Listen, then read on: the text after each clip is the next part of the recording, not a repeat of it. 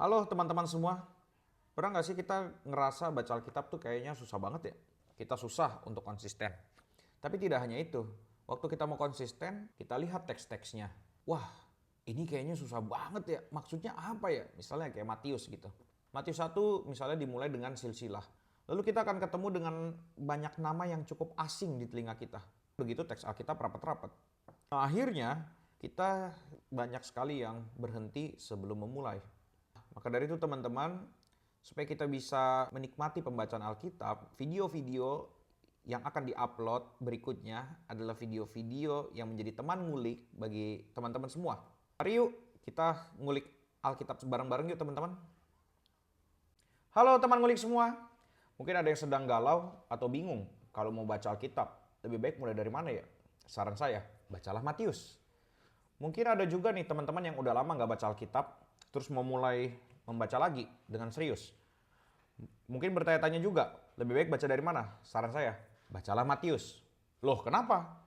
Jadi gini teman-teman, perjanjian lama itu banyak sekali nubuatan dan banyak sekali hal-hal tersembunyi yang menemukan pemenuhannya di dalam perjanjian baru. Jadi sebenarnya kalau teman-teman membaca perjanjian baru, teman-teman juga sudah mulai mengerti perjanjian lama. Dan di dalam perjanjian baru, semuanya itu lebih terang terlihatnya.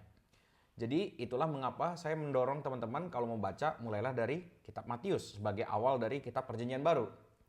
Mari kita ngulik bareng yuk untuk kitab Matiusnya. Kita akan coba untuk diskusi bareng apa yang terjadi dalam kitab Matius. Halo teman ngulik semua. Yuk kita lihat yuk silsilah di dalam Matius 1. Mungkin di antara kita ada yang bingung. Ini siapa orang-orang di dalam silsilah ini? Kenapa harus dimulai dengan silsilah? Dan kenapa cara penulisan Matius seperti ini? Hal-hal itu yang membuat kita seringkali menjadi berhenti membaca Alkitab. Karena kita nggak ngerti maksud-maksud daripada penulisnya itu apa. Saya pun seperti itu dulu. Sampai akhirnya saya mencoba mencari background penulisannya. Siapa penulisnya, apa tujuannya, dan ditujukan untuk siapa. Dan kemudian saya memahami kenapa ini dimulai dari silsilah. Nah, teman-teman sekalian, penulis dari kitab Matius ya seperti namanya, Matius sendiri. Dan Matius itu ternyata pekerjaannya adalah pemungut cukai. Pemungut cukai adalah orang yang terbiasa dengan keuangan. Dan seperti orang-orang yang biasa dengan keuangan, biasanya kalau mereka menyusun sesuatu itu terperiodisasi. Jadi semuanya itu terstruktur, sistematis. Nah, makanya sebenarnya Matius hendak memulai dengan cara yang sistematis seperti itu, teratur. Nah, kemudian apalagi? Dan ini ditujukan kepada orang Yahudi, di mana orang Yahudi itu suka sekali dengan silsilah. Tujuannya apa? Supaya tahu ini orang apakah orang asli Yahudi dan ini orang anaknya siapa dan lain sebagainya macam. Dan ternyata kita mengetahui nanti dari silsilah ini Matius sedang berkata bahwa sebenarnya seluruh penggenapan janji Allah di dalam perjanjian lama itu sebenarnya nanti akan dipenuhi oleh Yesus. Halo teman ngulik, setelah nama Yesus, Matius 1 ayat 1 juga ada menulis nama Daud. Penekanan terhadap nama Daud itu cukup besar sebenarnya. Nah, kita lihat di ayat 1 ada nama Daud, kemudian juga di ayat 6 ada nama Daud, bahkan disematkan kata raja di situ. Tetapi apakah sampai situ saja? Tidak. Ternyata kalau kita lihat di ayat yang ke-17 di situ ada disebut 2 kali lagi nama Daud dan juga di situ ada kata 14 yang diulang sampai 3 kali. Di dalam penulisan huruf Ibrani, 14 ini sebenarnya terdiri dari 3 huruf, yaitu ada Dalet, Vav, Dalet.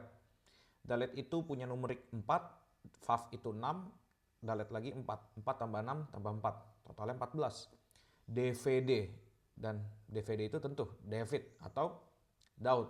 Dan sebenarnya apa yang sedang ditekankan oleh Matius? Sebenarnya Matius sedang menjelaskan tentang janji Allah yang ada di dalam 2 Samuel 7 ayat 12-13 tentang pengokohan kerajaan. Itu sebenarnya akan menemukan penggenapannya di dalam diri Yesus. Tapi tidak hanya itu, dengan penekanan yang besar terhadap nama Daud ini, sebenarnya Matius sedang menunjukkan bahwa tema besar daripada kitab Matius adalah mengenai kerajaan. Halo teman ngulik, kalau kita mau baca Matius 1 ayat 1, di situ ada 3 nama yang sangat penting sebenarnya. Ada nama Yesus, Daud, dan Abraham. Tapi kalau kita mau ingat-ingat lagi, Matius ini sebenarnya ditujukan pertama-tama untuk orang Yahudi yang tidak menganggap nama Yesus itu begitu penting. Yang penting itu hanya nama Daud dan juga Abraham bagi mereka. Tetapi Matius punya cara menulis kitab yang sangat mendobrak, yaitu menempatkan nama Yesus itu sejajar dengan Daud dan juga Abraham. Bahkan nama Yesus ditaruh di depan. Tidak hanya itu, nama Yesus juga ditaruh di ujung daripada silsilah yang hendak dituliskan oleh Matius. Ini mau menandakan apa? Bahwa sebenarnya pesan yang mau disampaikan Matius adalah yang paling penting, yang menjadi penting adalah Yesus. Karena nanti penggenap nubuatan atau penggenap janji-janji Allah kepada Daud maupun kepada Abraham, itu adalah Yesus itu sendiri.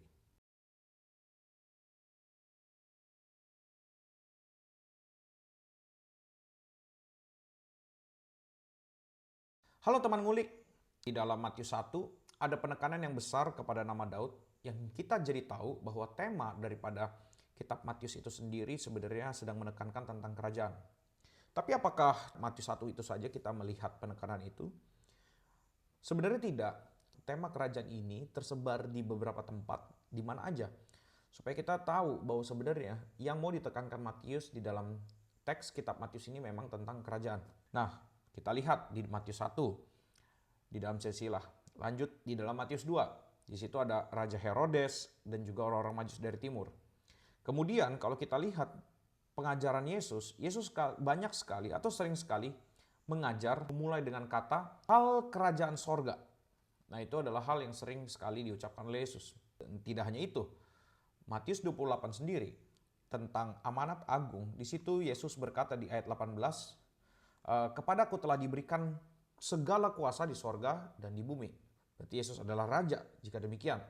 Dan dia memerintahkan murid-muridnya untuk pergi baptis ajar segala bangsa. Jadi muridnya Yesus. Nah, dengan demikian kita jadi mengerti bahwa sebenarnya yang sedang ditekankan oleh kitab Matius adalah tema kerajaan. Nah, kalau teman-teman menemukan hint-hint lagi di dalam kitab Matius ini tentang tema kerajaan, boleh di-share supaya kita semakin kaya di dalam kitab ini.